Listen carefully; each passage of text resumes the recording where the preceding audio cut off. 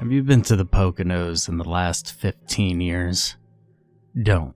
Seriously. Traffic is a nightmare. The infrastructure hasn't kept up with the population growth, and on top of that, roughly 25 miles of Route 80 runs through the area. Every time someone on the interstate fucks up, all the vehicles spill out onto the local roads, and traffic snarls for hours. Which is why, not long after getting my driver's license and my first car, I started exploring backroads. Even back then, the traffic situation was an unholy mess, so I was eager to learn as many alternate routes as possible. Sometimes after work, I'd pick an area and drive around for a while, just to see where the different streets would take me. Occasionally, I'd study maps too, but I really enjoyed the freedom that came with exploration. Only a few minutes from my house was a road called Hipsie Gap. It didn't really look like it went anywhere, so I ignored it for months. Then, one day, miles north, I came across another sign for Hipsie Gap Road. I was a little dubious. It was so far from the one near my house, but it wasn't exactly a common name either. Later, I checked a map, and sure enough, it was the same road. Part of it ran through state game lands, which explained why it looked like it went nowhere. Excited by the possibility of a new back road so close to home, I decided to scope it out the next afternoon. Things started out well enough. There were a few homes along the first half mile or so, but then the houses gave way to trees, and then the road abruptly narrowed to a single lane of dirt and rocks. Okay, so it would be a bumpy ride, but that hardly fazed me. Half of the paved roads in the Poconos were like riding a pogo stick through a quarry anyway, so who cared if the terrain was a little rough? For a while, I drove and admired the scenery. It was really quite peaceful back there, all wooded and green and quiet. I had to drive slowly because of the uneven road, but it still beat sitting in traffic. Then the road began to climb up a hill, which soon became more of a mountain. If you've never been in the Appalachian Mountains, it's not like the Rockies. These are softer, rounder mountains, but they could still get pretty steep. The ground to my right pulled away, and soon I was driving on a narrow ledge cut into the mountain. The road went from rough to rutted, and I began to question the wisdom of this little jaunt. Some of the ruts were deep, and I could easily imagine my car getting stuck, and that was enough to convince me I should turn around. But now I had a new problem. There was no place I could turn. I pressed on slowly, carefully, telling myself that the ground would have to level out eventually. But instead, I was climbing higher while the terrain grew steeper and the ruts jolted my car more violently. And finally, I came to a stop, put the car in park, and climbed out to assess the situation. I stood there for a few minutes and realized that I was really in the middle of nowhere. There were no signs of human activity, not even any garbage tossed down the embankment. The air smelled like pine and loam and decaying leaves, and for the first time in years, I couldn't even hear a murmur of traffic. I was well and truly alone, which I wouldn't normally mind, but I didn't like the idea of getting stranded that way. Checking my phone, I saw I had no reception either, which did nothing to calm my fraying nerves. I just have to keep going. I walked up a few yards up the road, curious if conditions got any better ahead, or if the mountain might start sloping back down soon. I didn't get very far before an unpleasant tingling sensation began to itch across my skin. Have you ever stood underneath power lines? I don't mean the ones that web through your neighborhood or rise and fall along country roads. I mean industrial lines. the heavy-duty kind that stretched between massive steel pylons with dozens of glass insulators gleaming turquoise in the sun. You can hear the crackle of electricity overhead, like a huge sweater full of static. And you could feel it too. See, there's this throb in the air, a thrum that gets into your skin and your blood and dances along your nerves.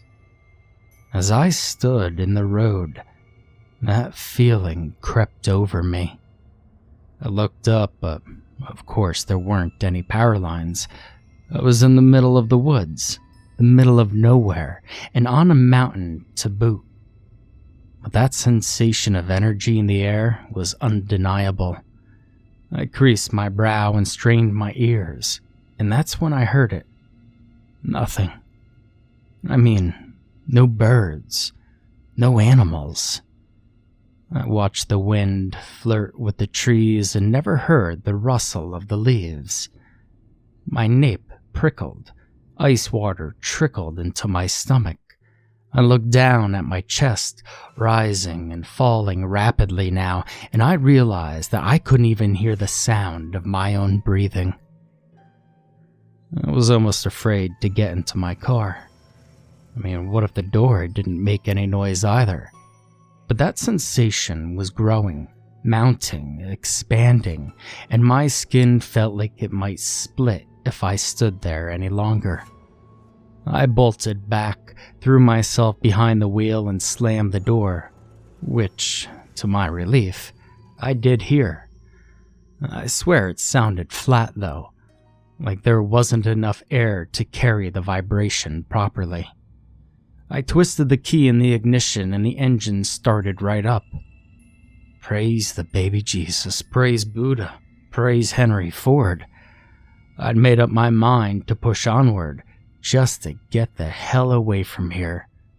Now, I mean, I knew this road led out eventually. I'd seen it on the damn map. I'd seen the end of it myself. I yanked the car into gear and hit the gas, only to slam on the brakes a second later. I literally kissed the steering wheel, and that evening, I realized my lip was swollen and gritty with dry blood, although at the same time, I was too panicked to even feel it. Something had just appeared in the middle of the road, maybe 30 yards from my car. Something large, something muscular, something with antlers. It was a deer, a buck, walking slowly up the road.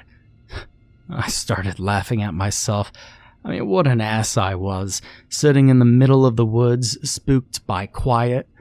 Already I was convincing myself it wasn't silence, but just unaccustomed quiet, because surely it couldn't be anything else. And a damn deer. It was one big-ass buck.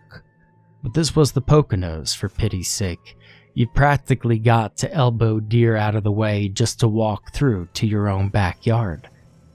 My hand moved in the middle of my steering wheel, ready to poke the horn, when the laughter died on my lips. The antlers were atypical or asymmetrical, which is rare but not exactly unheard of, although I'd never seen a case this bad and I hope I never will again. The points stuck out at crazy angles, some of them up, some of them out, some of them branching down toward the ground. One main beam looked fairly normal, while the other was as thick around as my bicep. Uneven velvet, black and patchy, clung to the antlers like blight to a tree, and stringy gray webs stretched between the larger points. But the real problem was the legs. As the buck approached, I realized they were jointing all wrong. The knees bending backward with every step. The cloven hooves didn't end up in the usual dainty toes, but instead turned upward into strange, blunt claws. For a few desperate seconds, I thought it must be my brain playing a trick on me. Like when you glance at a window and the smudges on the glass become a hellish face, but each awful step closer only confirmed the reality of what I saw. Now, as this impossible animal neared the car, that silence enveloped me again. The grumble of the engine didn't sputter, didn't choke, it just stopped. And for one horrible, infinite, bottomless moment, I knew I was screwed. My chest expanded and contracted soundlessly, and my hand shook as they tightened around the steering wheel. Then I realized the trembling in my fingers wasn't just my fear, but those 4 cylinders still firing away.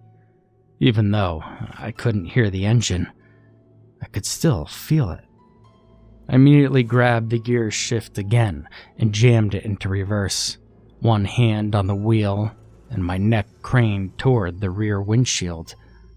I gunned it. The car slammed over the rutted ground, and to this day, I don't know how I kept it on that scarred and narrow road. Adrenaline is a hell of a thing. I tore ass backwards all the way down that mountain, branches scratching at the paint and rocks shuttering the frame, until the terrain leveled out and I could turn around in the first tiny clearing I saw. I scraped the bumper and damn near took off my passenger mirror in the process. But I didn't care. I just wanted to put as much distance between myself and that abomination as possible. By the time I reached the pavement and the houses, I was ready to happily sit in traffic every day for the rest of my life.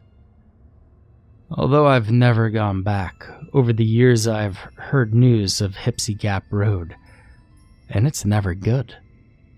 A young man found murdered, his killer unknown to this day. Another homicide victim discovered dead in the road a few years later. Then, 2 years ago, the skull of a man turned up back there, 16 months after he'd been reported missing.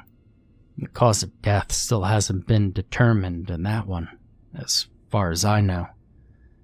I do know this much. There's something wrong with that place, and whether the deer and the silence are part of the sickness or merely symptoms, well, it hardly matters. Who can guess what other bones wait beneath the carpet of dead leaves? What other monsters might tread those quiet woods? And so do yourself a favor. For my sake and yours, stay out of the Poconos. And if you do get caught in traffic there, make damn sure you're careful about your shortcuts.